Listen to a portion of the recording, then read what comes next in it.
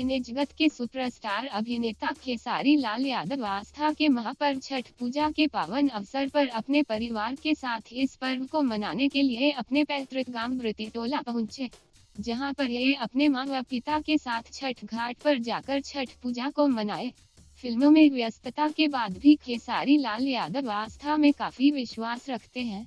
इनके मां व पिताजी इनके साथ छठ मनाने मुंबई नहीं आए तो ये स्वयं घर पहुंच गए।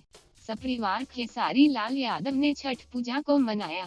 विदित हो कि खेसारी लाल यादव अभिनीत भोजपुरी फिल्म ज्वाला का प्रदर्शन छठ पूजा के पावन अवसर पर बिहार व झारखंड के सिनेमाघरों में हुआ है। इस फिल्म को दर्शक काफी पसंद कर रहे हैं।